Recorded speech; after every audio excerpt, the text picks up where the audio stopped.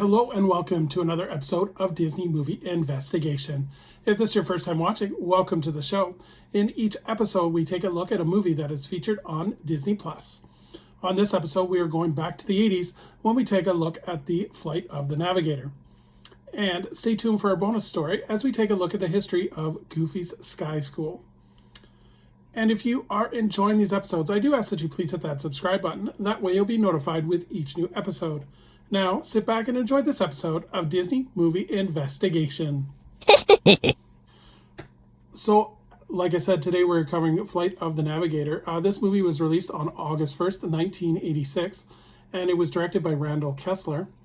The screenplay was by Michael Burton and Phil Donahue. The production companies were PSO Production and Viking Film AS, and it was distributed by Buena Vista Distribution. The budget for this movie was $9 million, and it did a box office return of $16 million. But let's take a look at the production.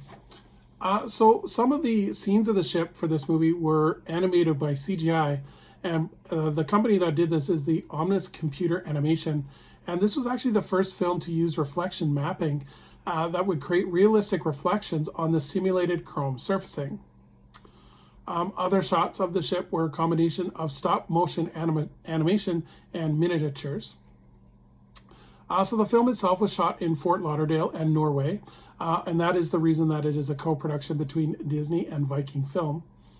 The score was done by Alvin Silvestri, and a soundtrack was released in 1986. The score, speaking of that, was entirely electronically generated, and it was one of the first films to do so.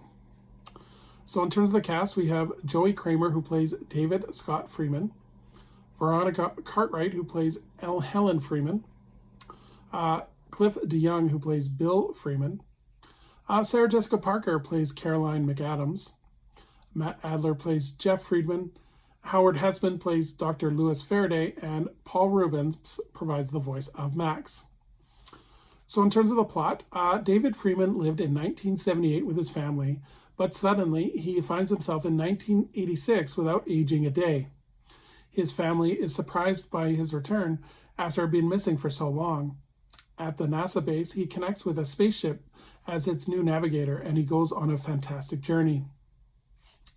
So in terms of the legacy of the movie, the ship that was actually used in the film was sent to Walt Disney's Hollywood Studios theme park, and where it would be placed in the Boneyard area section of the backlot tour for guests to take a look at.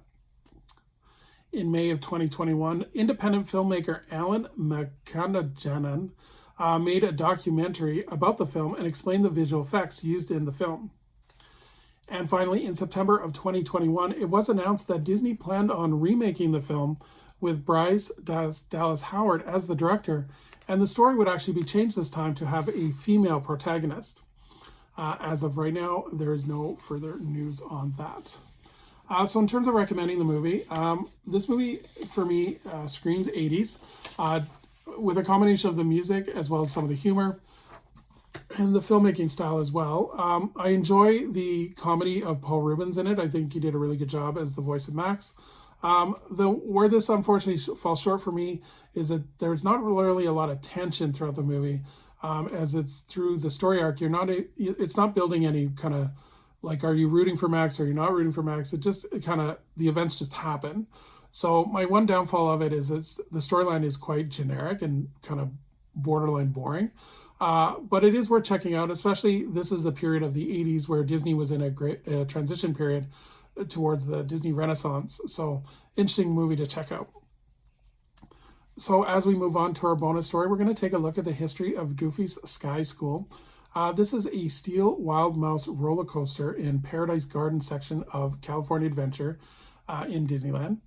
The ride takes the inspiration from a story from the 1940 short Goofy's Glider. So in terms of the history of the ride originally opened as Mulholland Madness on February 8th of 2001. It was an opening day attraction. Within the first 3 months of operating, however, 3 different accidents occurred, causing the ride to be shut down. In November of 2004, the ride was refurbished with Alamo Rent-A-Car as a sponsor, and on October 2010, it was shut down again to be refurbished as part of the California Adventure Major Refurbishment Project. On July 1st of 2011, the ride would reopen to what it currently is Goofy's Sky School. So in terms of the ride itself, guests board a plane and navigate a crash course of flying featuring sharp turns, drops, and sudden stops. Goofy is featured throughout the attraction on several billboards teaching riders how to fly the plane. So this one it's a fun little kind of mini coaster. It does have that kind of jerky motion. So those that are for motion sickness, I recommend you don't ride it. As well as it's because the ride vehicles are quite tight, it does not fit all body sizes, but there is a test ride that you can do before riding it. But yeah, it's definitely a fun little ride, and it's a great addition to the California Adventure Park. So thank you so much for joining us here on another episode of Disney Movie Investigation. I would invite anyone to please leave a comment below on what they think of Flight of the Navigator, as well as if you've ridden Goofy's Sky School. I would love for you to share your experiences. So as we move forward to our next episode, we are going to be going into a hidden corner of the Marvel Universe as we take a look at The Punisher. So until next time, I hope you have a magical day, and we will see you real soon.